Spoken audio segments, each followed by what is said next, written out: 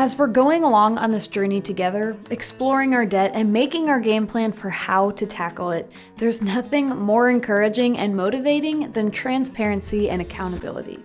Though all of our debt situations are entirely unique, none of them are out of reach of financial freedom. And we have some friends here with us today that know that firsthand. My name is Sarah. Hi, my name's Will. We live in Connecticut with our 2 dogs, 2 cats, and our 2 kids. My name is Joe.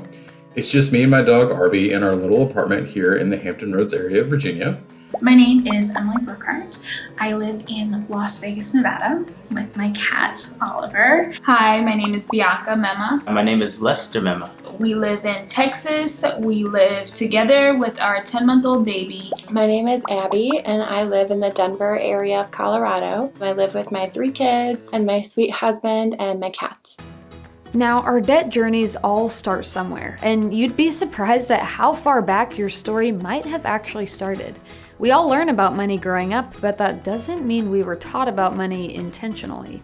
The experiences we have with money early on can impact our relationship with money for a long, long time.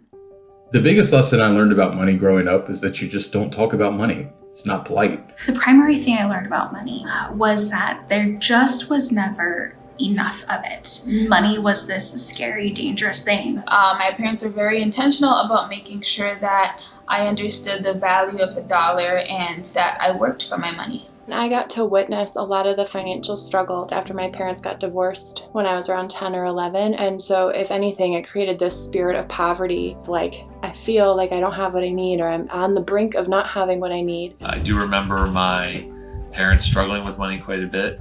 I really didn't spend any money on myself. I just saved it because I was too afraid of just losing it.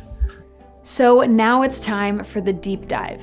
These friends of ours are going to share the real, raw details of their debt breakdown, how their debt made them feel, and what they tried before that just wasn't working. When we started our debt-free journey, our total debt was at like $119,000, $120,000. But right now it's at $82,000 roughly. So what would happen is we would save all this money, do this credit card float, and like pay down the credit card when we got our tax return, and then slowly over the year it would build back up. I was just about to go to college and I opened a $1,000 credit limit credit card. I only used the card for emergencies, although a lot of things felt like emergencies. I have a wonderful tuition assistance program, but I've still decided to take out some student loans because of the global pandemic. I want to have a cushion just in case if there's something that happens with my job. We were getting some housework done, and we were happy with the quote that we got, and the project went from good To a nightmare. It ended up costing us 300% of the original quote that we received.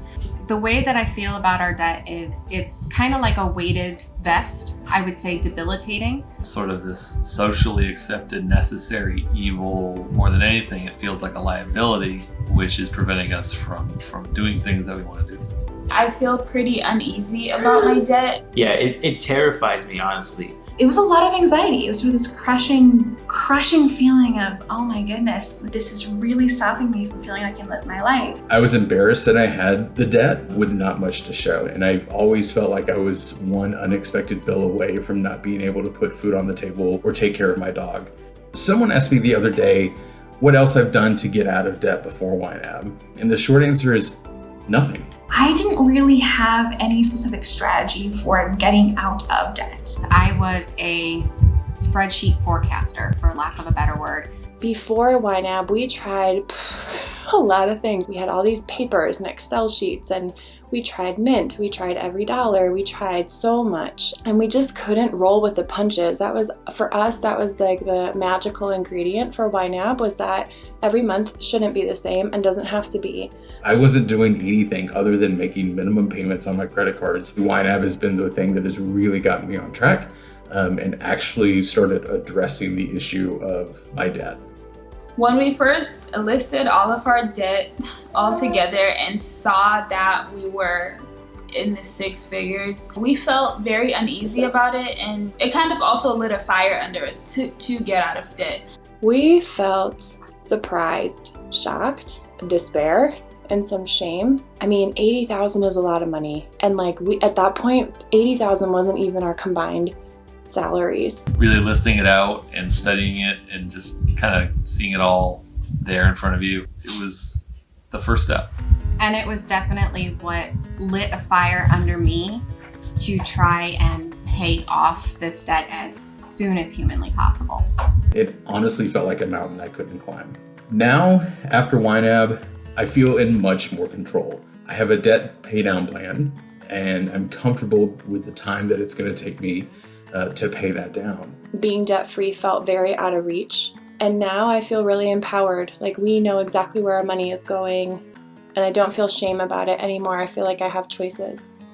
As we continue to learn about paying down our debt, we'll keep coming back to these same debt stories that these brave budgeters have shared with us.